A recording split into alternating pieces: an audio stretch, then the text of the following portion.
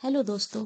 आप सुन रहे हैं बेताल पच्चीसी की 7वीं कहानी, जिसका नाम है किसका पुण्य बड़ा। मिथिलावती नाम की एक नगरी थी। उसमें गुणदीप नाम का एक राजा राज्य करता था। उसकी सेवा करने के लिए दूर देश से एक राजकुमार आया।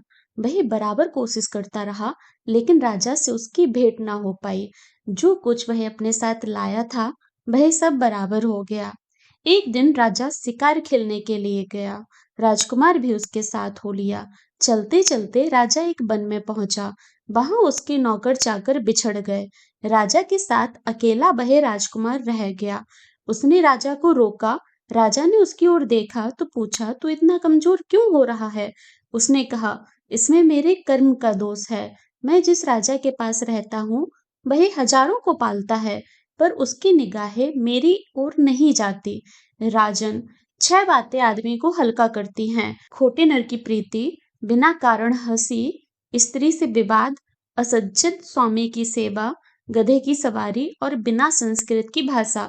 और हे राजा, ये 5 चीजें आदमी के पैदा होते ही विधाता उसके भाग्य में लिख देता है: आयु, कर्म, धन, विद्या और यश। जब तक आदमी का पुण्य उदय रहता है, तब तक उसके बहुत से दास रहते हैं। जब पुण्य घट जाता है तो भाई भी बैरी हो जाते हैं। पर एक बात है, स्वामी की सेवा कभी बेकार नहीं जाती। कभी न कभी तो उसका फल मिल ही जाता है।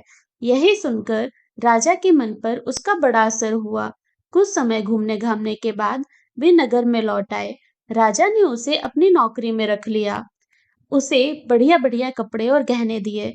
एक दिन राजकुमार किसी काम से कहीं गया। रास्ते में उसे एक देवी का मंदिर मिला। उसने अंदर जाकर देवी की पूजा की।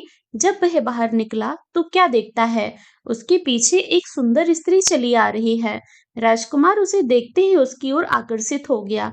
स्त्री ने कहा, पहले तुम कुंड में स्नान कराओ, फिर जो कहोगे सो मैं करूंगी। इतना सुनकर राजकुमार कपड़े उतारकर जैसे ही कुंड में घुसा और गोता लगाया कि वह अपने नगर में पहुंच गया। उसने जाकर राजा को सारा हाल कह सुनाया। राजा ने कहा, यही आश्चर्य मुझे भी दिखाओ। दोनों घोड़े पर सवार होकर देवी के मंदिर पर आए।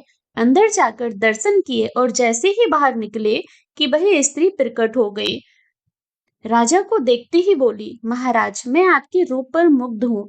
आप जो कहेंगे मैं वो करूंगी। राजा ने कहा, ऐसी बात है तो तू मेरे इस सेवक से विवाह कर ले। स्त्री बोली, ऐसा नहीं हो सकता, मैं तो तुम्हें चाहती हूँ। राजा ने कहा, सज्जन लोग जो कहते हैं उसे निभाते भी हैं। तुम अपने वचन का पालन करो। इसके बाद राजा ने उसका विवाह अपने सेवक से करा दिया। इतना कहकर बेताल बोला, हे राजन, यही बताओ कि राजा और सेवक दोनों में से किसका काम बड़ा हुआ? राजा ने कहा, नौकर का। बेताल ने पूछा, सो कैसे? राजा बोला, उपकार करना राजा का तो धर्म ही था, लेकिन उसके उपकार करने में कोई खास बात नहीं हुई। लेकिन जिसका धर्म नहीं था उसने उपकार किया, तो उसका काम बढ़कर हुआ। इतना सुनकर बेताल फिर जाकर उसी पेड़ पर लटक गया। और राजा जब उसे पुनः लेकर चला तो उसने 8वीं कहानी सुनाई। यदि आपको हमारी यह वीडियो पसंद आई तो कृपया लाइक, शेयर, कमेंट जरूर कीजिएगा और हमारे चैनल को सब्सक्राइब करना ना भूलें। धन्यवाद।